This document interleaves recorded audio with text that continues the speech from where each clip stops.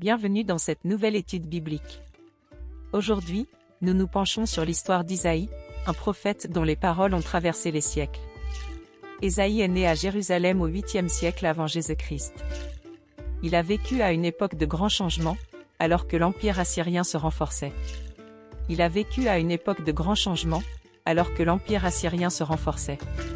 Dieu l'a appelé à faire quelque chose d'important. Rejoignez-nous pour découvrir la vie, les visions et les prophéties d'Isaïe, un prophète qui a annoncé la venue de Jésus-Christ. Et, l'Orival, quoi de neuf? Il s'agit d'Isaïe en hébreu. Son nom signifie « Dieu est le salut ». Il est né à Jérusalem au 8e siècle avant Jésus-Christ. Jésus-Christ. Il a été prophète à partir de 742 avenue Jésus-Christ. Isaïe a vécu au début de la conquête par les Assyriens de territoires de plus en plus étendus, ce qui menaçait Israël. Isaïe disait qu'Israël était un peuple sans Dieu. Aujourd'hui, nous allons parler du prophète Isaïe. La grâce était partout. Veuillez vous abonner à la chaîne et activer les notifications. Aimez la vidéo si vous l'avez aimée. Cela m'aidera à faire plus de vidéos. Entrons dans la vidéo. Isaïe a eu une vision vers 742 avant Jésus-Christ. C'est le premier événement enregistré dans sa vie. C'est ce qui l'a amené à devenir prophète. Il a vu Dieu et plusieurs anges dans le temple de Jérusalem. Ils étaient impressionnés par la gloire et la sainteté divine. Il a senti que Dieu devait envoyer un messager au peuple d'Israël. Il s'est offert au service de Dieu en disant « Me voici, envoie-moi ». Il a été choisi pour parler au nom de Dieu. C'était difficile. Il devait condamner son propre peuple et le voir tomber. Il savait qu'on s'opposerait à lui et qu'on ne le croirait pas. Il a supporté tout cela, fort d'une vision et d'une résolution soudaine. Isaïe était prêt à trouver un sens à la vision avant qu'il ne soit temps. Nous ne savons pas grand-chose de cette période de sa vie. L'essentiel de ce que nous savons provient de la Bible. Parfois, la vie personnelle du prophète fait partie de son message public. Une fois, face à un roi, il a pris son fils, nommé Shir-Yashub, pour appuyer ses paroles. Il a engendré un autre fils, une prophétesse avec sa femme. Il l'appela Maher-Shalal-Ashbaz, ce qui signifie « vitesse, gâchis, hâte, prix ». Cela faisait référence à la destruction imminente par les Assyriens. Si ses enfants n'avaient pas été témoins des prémonitions du prophète, nous ne connaîtrions ni sa femme ni ses enfants. Nous savons que son père s'appelait Amoz. Amoz et Amos sont la même personne, mais le nom d'Amoz était différent en hébreu. Isaïe était probablement un aristocrate, peut-être même un roi. On peut dire la même chose de Nathan au temps de David. Les prophètes avaient des relations avec les rois car ils étaient au courant des affaires publiques. C'était important parce qu'ils étaient la voix de Dieu pour le peuple. Isaïe était du côté des pauvres et des victimes, et non des riches. Certains disent qu'il était issu d'une famille sacerdotale parce qu'il connaissait la culture et que sa mission s'est déroulée dans le temple de Jérusalem. Les débuts d'Isaïe ont été marqués par la pauvreté, la richesse et le manque de protection.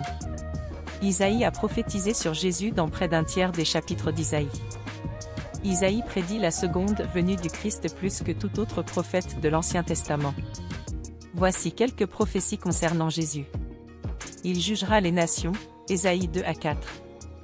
Il sera un rameau du Seigneur. Il naîtra d'une vierge et sera appelé Emmanuel. Il fera trébucher les gens, Ésaïe 8h14.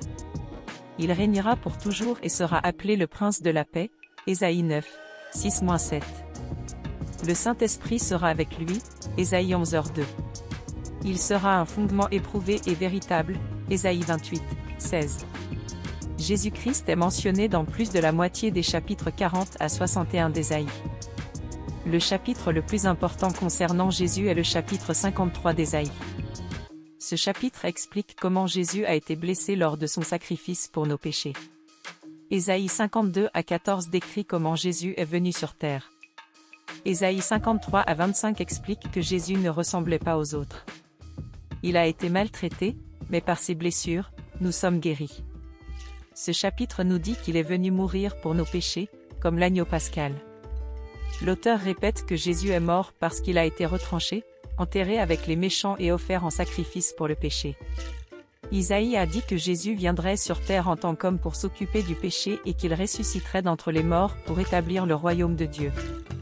Beaucoup de gens ont rejeté Jésus parce qu'ils ne comprenaient pas comment il était. Lors de sa première venue, il n'a pas régné sur la terre ni instauré un royaume éternel. Cela se produira lors de sa seconde venue. Dieu a également révélé comment le Christ reviendrait à la vie après avoir été crucifié. Le prophète a écrit « Vos morts vivront ». Isaïe 26, 19. Le roi David avait déjà prophétisé la mort et la résurrection du Christ avant l'époque d'Ésaïe. Le plan de Dieu était un mystère jusqu'à ce qu'il soit révélé. Dieu savait que cela arriverait. Il a décidé de nous sauver par le Christ. Les prophètes ont dit que le Messie viendrait. Ils ont fait des prédictions spécifiques qui montraient que leur message venait de Dieu. Lorsque ces prédictions se sont réalisées, cela a prouvé que Jésus était le Christ. Deux des prophéties les plus célèbres sont la naissance virginale du Messie et le serviteur souffrant qui est mort pour nos péchés. Elles se sont réalisées en Jésus-Christ. Dans Luc 24-26-46, la prophétie d'Isaïe s'accomplit et Jésus dit, « Aujourd'hui, cette parole de l'Écriture s'accomplit à vos oreilles. » Nous ne savons pas quand Isaïe est mort. La Bible ne le mentionne pas. Nous avons beaucoup appris d'Isaïe. La vie d'Isaïe montre le lien entre les expériences humaines et la révélation divine. Isaïe fait le lien entre le temporel et l'éternel. Il a prédit la première et la seconde venue de Jésus, montrant comment Dieu rachète l'humanité depuis le début. L'héritage d'Ésaïe se perpétue en tant que moyen de révéler le plan de Dieu pour l'humanité. Dans cette étude sur Ésaïe, nous avons examiné le contexte historique et religieux de sa vie. Ésaïe a été appelé à devenir prophète à la suite d'une vision dans le temple. Il était un messager de Dieu sous l'Empire assyrien. Il était dévoué au droit et à la justice, et prêt à partager les messages de Dieu en dépit des difficultés. La vie de famille d'Ésaïe ajoutait de la profondeur à ses messages. Les noms de ses enfants soulignaient des aspects essentiels de ses prophéties. Les prophéties d'Isaïe sur Jésus sont devenues un thème central.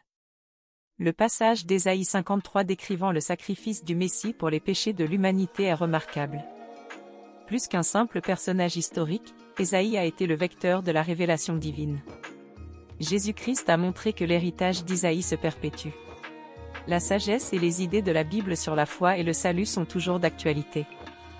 L'histoire d'Isaïe nous montre que la Bible est pleine d'inspiration et de perspicacité. La Bible n'est pas seulement un recueil d'histoires du passé. C'est un témoignage vivant qui continue à façonner notre compréhension de la foi, de l'espérance et du salut. Puisse la sagesse de l'histoire d'Isaïe nous inspirer et nous guider dans notre lecture de la Bible.